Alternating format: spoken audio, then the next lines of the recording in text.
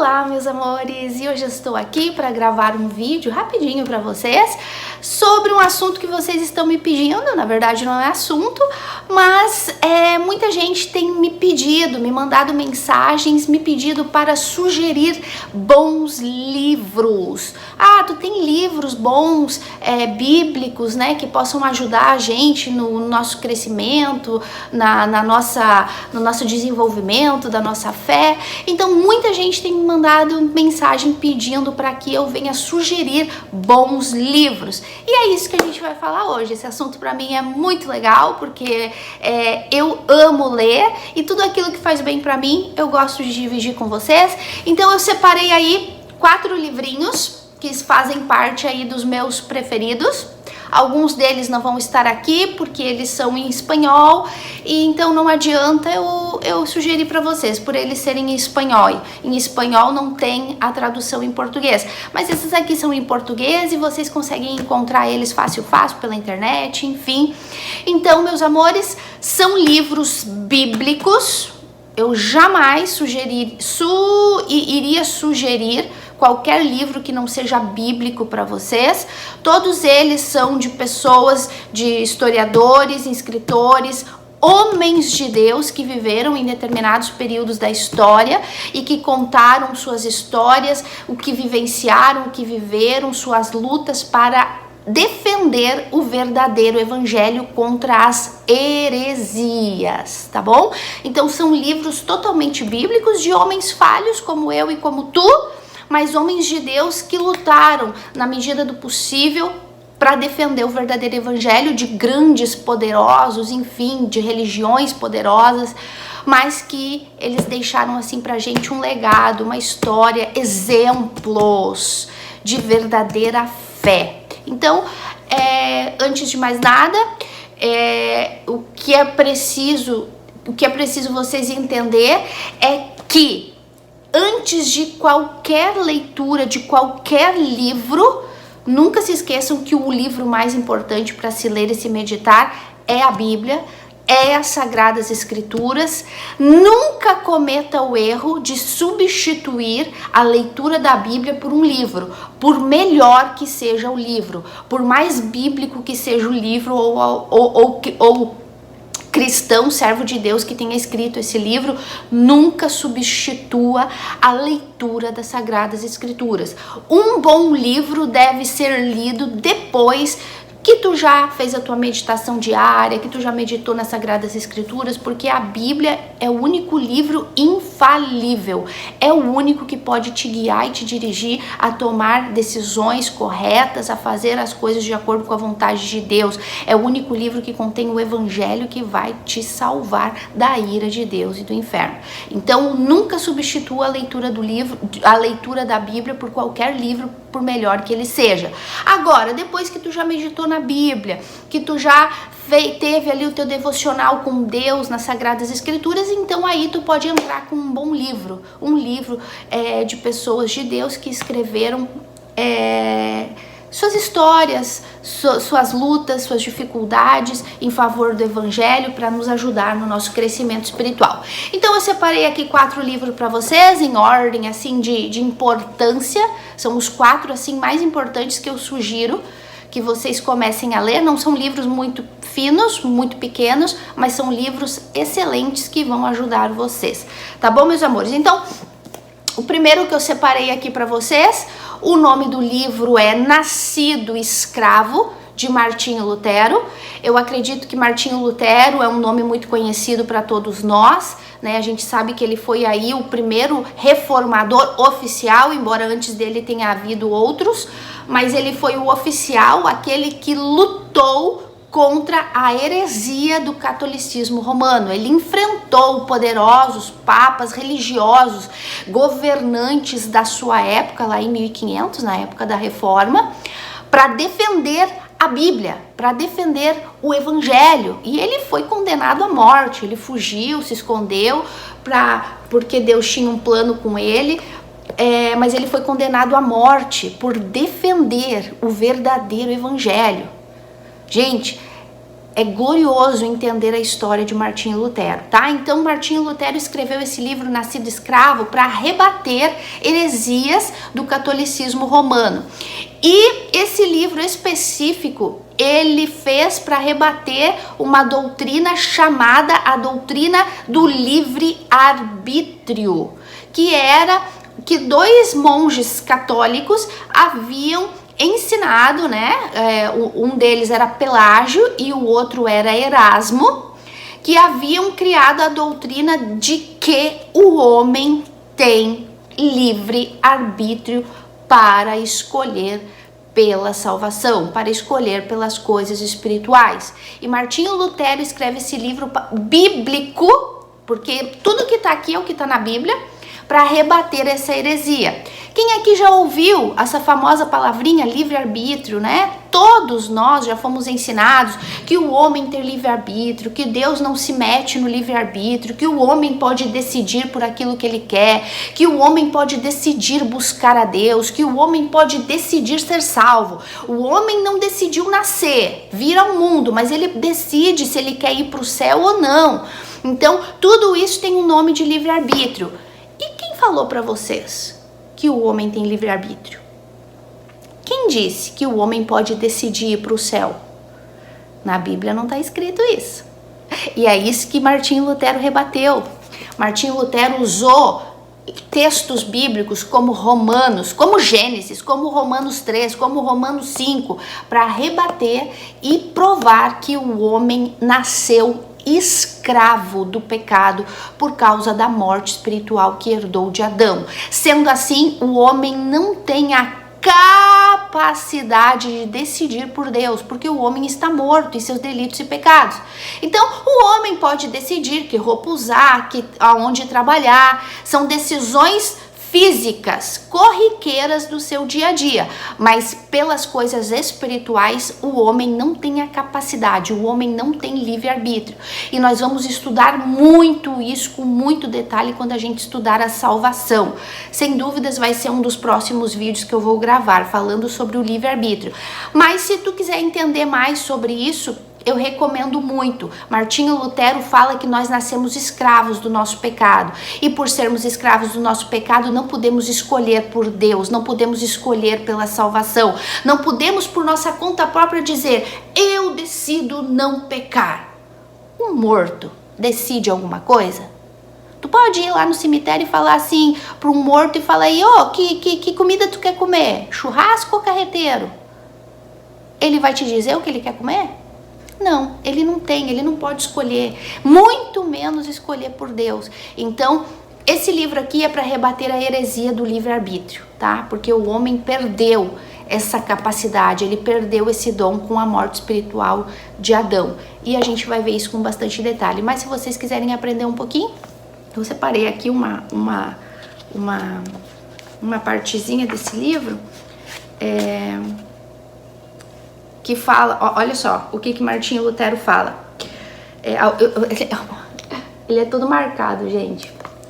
As coisas mais importantes eu vou anotando. Então ele fala assim, com tamanha fantasmagoria, olha só como Martinho Lutero descreve as heresias, né, da época e que tem até hoje, né, gente? Que tem até hoje, gente.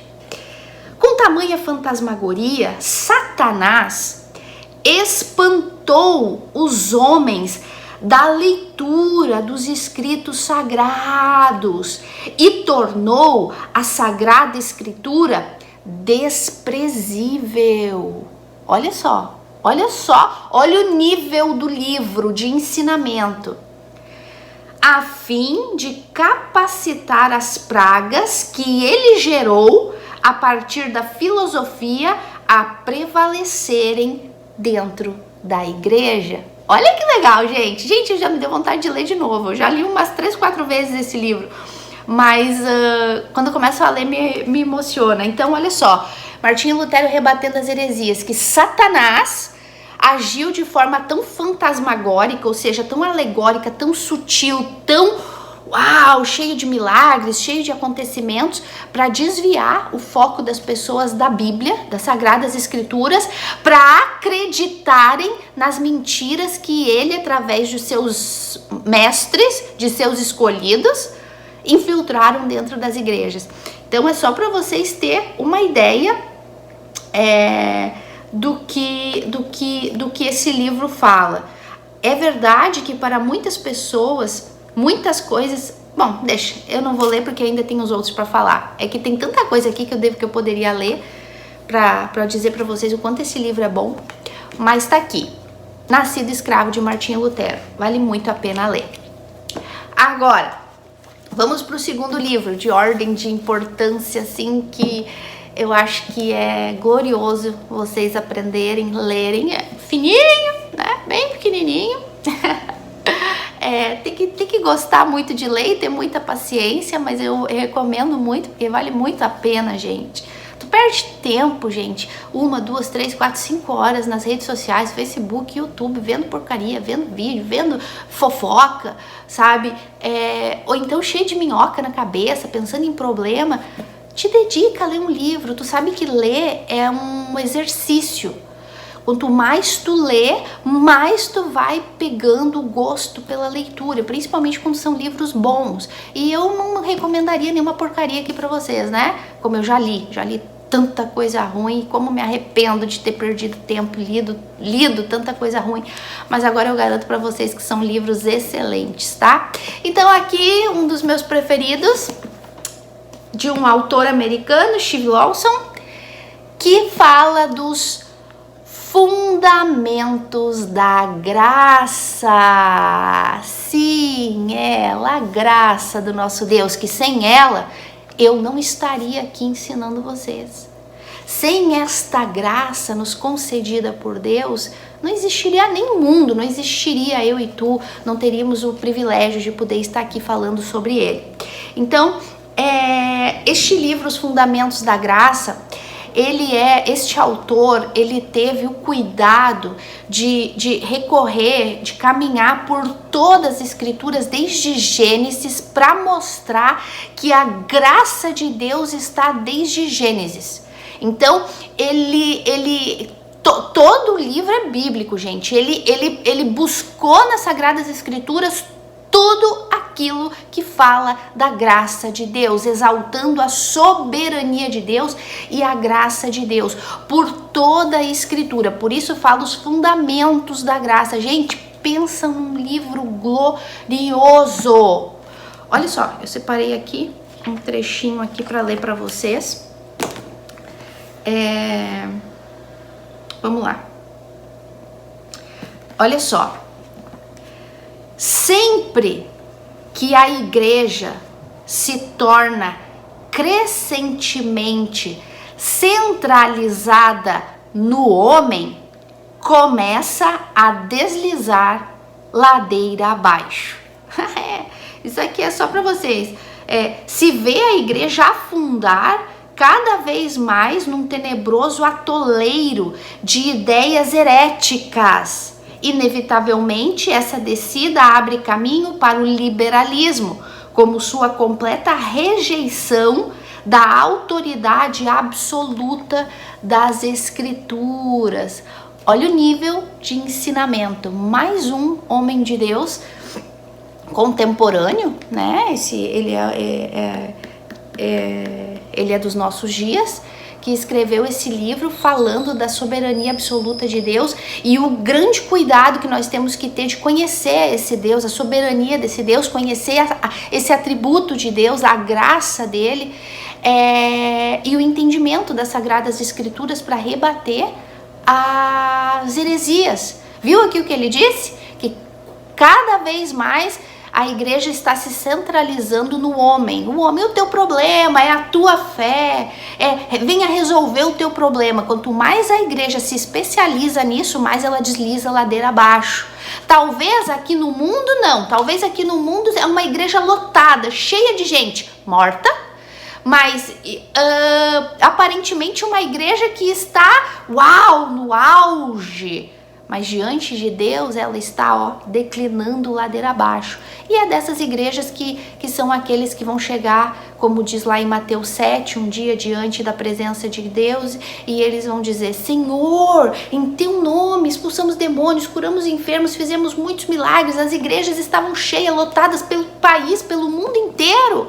E Cristo vai dizer: apartai-vos de mim, malditos, porque nunca vos conheci. Então, este livro tem esse cuidado de falar extremamente da graça de Deus, exaltar a glória de Deus e a soberania de Deus. Gente, esse livro é glorioso, vale muito a pena. Fundamentos da Graça. Este livro, ele é um compêndio, ele é o volume 1 de 2 volumes. Que eu confesso para vocês que já faz 1 ano e meio que eu estou tentando comprar o outro volume dele e não consigo, porque está em falta. Eu já tentei comprar em todos os lugares e não tem. O outro volume dele é os Pilares da Graça. Esse é o Fundamento da Graça e o outro é os Pilares da Graça. Esse aqui é um recorrido por todas as Sagradas Escrituras falando da graça de Deus, e os Pilares da Graça é falando dos apóstolos, né? Os primeiros da igreja, né? Os pilares da igreja cristã, a verdadeira. Então, meus amores, vale muito a pena meditar, comprar. Ele não é um livro muito barato, mas também não é um livro assim, uau, que caro, que não possa comprar. É um investimento que vai te ajudar a entender mais sobre a graça de Deus. Vale muito a pena. Outro livro que eu fiz questão de trazer aqui para vocês, e eu confesso que esse livro me deixou envergonhada de ser cristã, porque a gente às vezes abre a nossa boca para dizer assim: eu sou cristã, eu prego o evangelho, eu defendo o evangelho. Será? É que não é da boca para fora? Gente, cada página desse livro era uma choradeira. Vocês sabem que eu já sou chorona, né? Mas cada página que eu lia desse livro, as lágrimas pingavam, porque, meus amores, reformadores estrondosos, generais de Deus. Gente, pensa num livro glorioso. Pensa num livro. Ele é tipo uma autobiografia. Ele conta a história de alguns homens no decorrer da igreja verdadeira. Aqui só tem homem de Deus verdadeiro, aqui não tem falso profeta, aqui não tem enganador. Aqui tem homens de Deus que morreram defendendo o verdadeiro evangelho, reformadores estrondosos. Quando a gente ouve a palavrinha reformadores, reformado, essa é uma igreja que prega o evangelho reformado. Significa que é uma igreja bíblica. Significa que aquela pessoa é uma pessoa que só estuda a Bíblia, de verdade, literalmente. O evangelho purinho da época de Cristo, dos apóstolos, dos discípulos, nada desse evangelho fajuto de hoje em dia. Tua vida melhora aqui, a tua prosperidade, as tuas bênçãos, a tua cura, basta tu agir a tua fé e o milagre vai acontecer. Nada disso tu vai encontrar aqui, porque isso não é evangelho, isso é um falso evangelho. Nada disso tu vai encontrar aqui, porque nada disso está na Bíblia. E esse livro é um livro bíblico. Então, tem aqui a história de Martinho Lutero, claro, tudo muito resumido, mas aqui tem a história de Martinho Lutero, aqui tem a história de outros reformadores como John Wycliffe, que foi o primeiro reformador, não tão famoso quanto Lutero. Tem aqui Knox, Fox, Hus, e menciona aqui alguns outros. E estes homens, meus amores, esse livro, Generais de Deus, conta a história de luta que estes homens tiveram para defender o verdadeiro evangelho, como os discípulos também tiveram, como Paulo. Então conta aqui as perseguições que eles sofreram. Por isso que eu digo, esse livro me deixou envergonhada de me chamar cristã, porque conta aqui tudo que eles sofreram, homens que foram presos, foram perseguidos por reis, por imperadores, por monarcas, políticos poderosos, pela própria Igreja Católica, principalmente porque eles rebatiam as heresias do catolicismo romano, da compra de salvação, de venda de indulgências, dá tudo que tu tem para tirar o teu familiar do inferno, dá tudo que tu tem para conquistar um terreninho no céu, tudo exatamente como nos dias de hoje, só que o nome mudou. No passado, o nome era chamado de indulgências. As indulgências, as bulas papais assinadas pelo Papa, que aquilo ali valia ouro. Hoje em dia tem outro nome, né? Hoje em dia tem nome de voto, hoje em dia tem nome de sacrifício, dá tudo que tu tem, enfim, não mudou nada, só o nome. A história é a mesma, só mudou o nome e os personagens que hoje lutam por esse verdadeiro evangelho. Por isso que eu recomendo esse livro, gente. Conta todas as lutas e perseguições, eles eram presos, foram excomungados, né, expulsos, desprezados pelos companheiros, desprezados pelos religiosos, expulsos. E graças a Deus, né, um livramento que Deus dava para eles serem expulsos daquela instituição. E livres dos hipócritas, dos religiosos, né? Mas conta aqui as prisões, eles não tinham lugar fixo para ficar, eles tinham que estar sempre mudando de um lugar para o outro, pelas perseguições, ameaças de morte, atentados à vida deles. Gente, que livro glorioso! Para vocês terem uma ideia, John Wycliffe, ele morreu, né? Ele morreu de problema, derrame, teve um derrame, enfim, mas ele era tão odiado na época pelos religiosos e pelo catolicismo romano na época, porque ele defendia o evangelho purinho de Cristo, a salvação zero obras, a salvação só pela obra de Cristo na cruz. Ele defendia a soberania de Deus. Ele era tão odiado que 40 anos depois da morte dele, porque ele escreveu muitos livros falando sobre a obra de Cristo, sobre a reforma, sobre o verdadeiro evangelho, que o evangelho verdadeiro tinha se perdido. Ele escreveu que, além de mandarem queimar todas as obras dele, todos os livros que ele escreveu contra as heresias, 40 anos depois da morte dele, eles tinham tanto ódio, exatamente como hoje as pessoas têm de quem prega a verdade, eles tinham tanto ódio, tanto desprezo, que eles mandaram desenterrar os ossos deles e queimar.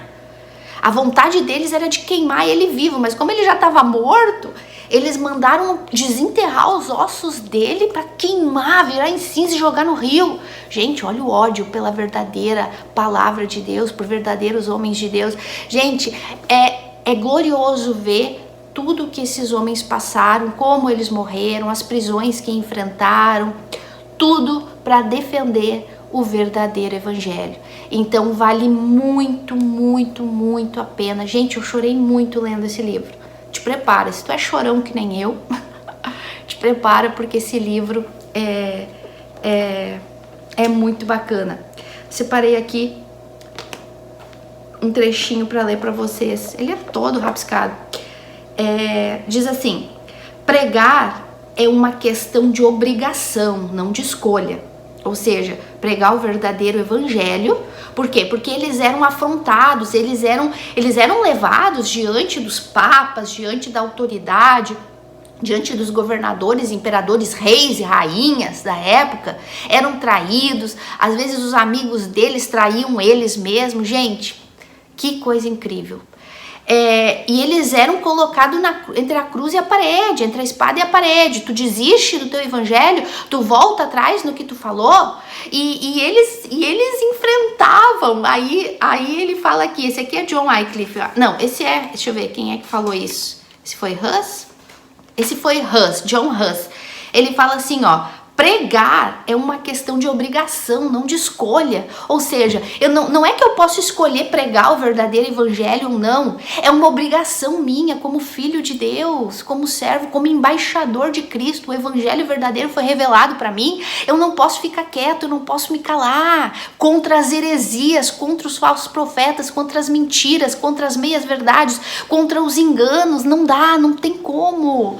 E é por isso que eu digo, gente, é por isso que quando eu falo para vocês assim, desse jeito, essa defesa que eu tenho contra o evangelho, principalmente contra os falsos profetas, é tão forte. Por quê? Porque é assim que um verdadeiro filho de Deus age. E claro, não chega nem aos pés do que esses homens enfrentaram, né?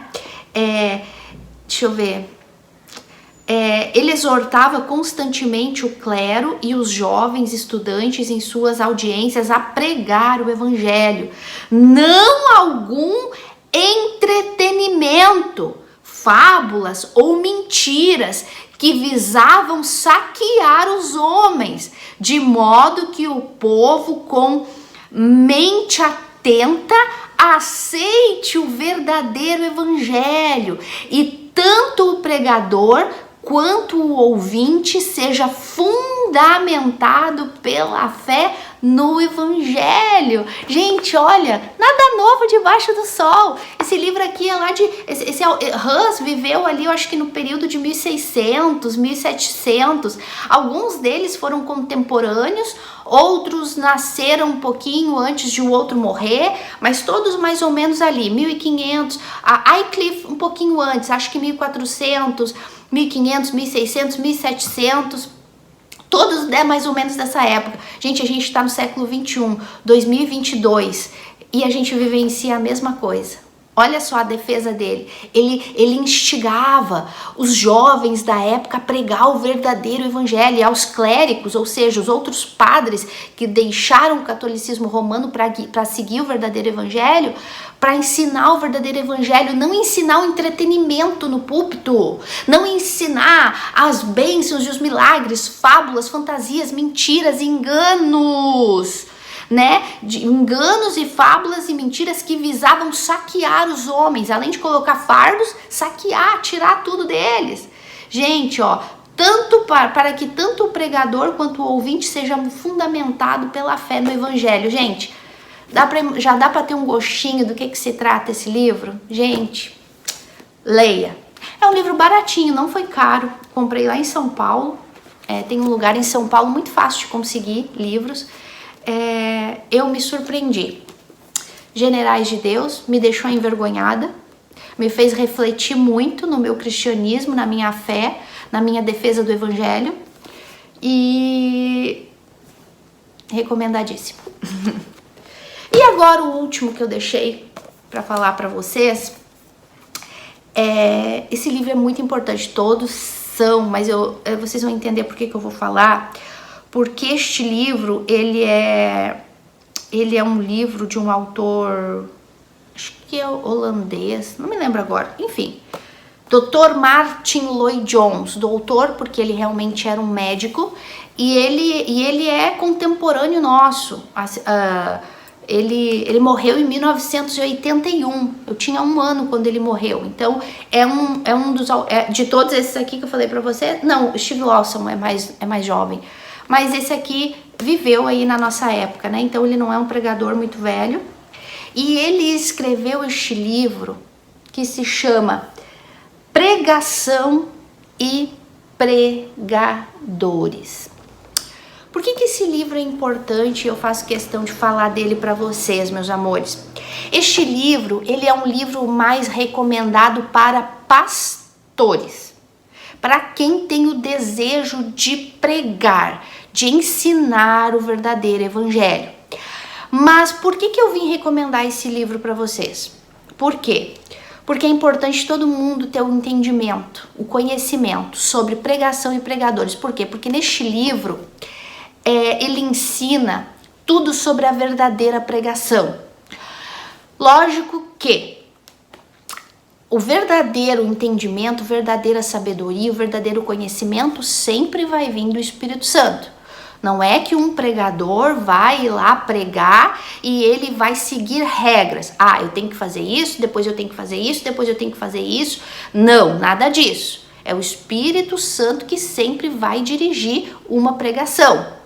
Porém, aqui ele dá dicas de como se preparar para esta pregação, como estudar a Bíblia, como meditar na Bíblia dentro de seu contexto, para não inventar uma fábula, para não inventar uma heresia e enganar as pessoas e mentir para as pessoas.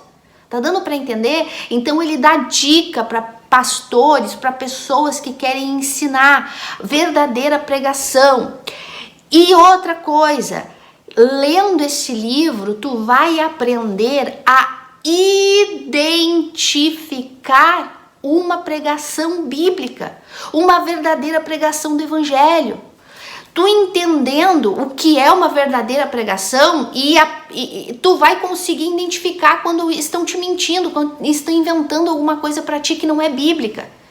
Então, é muito importante tu ter esse entendimento, esse conhecimento das Sagradas Escrituras em primeiro lugar e ter dicas, orientações de como é realmente uma pregação bíblica.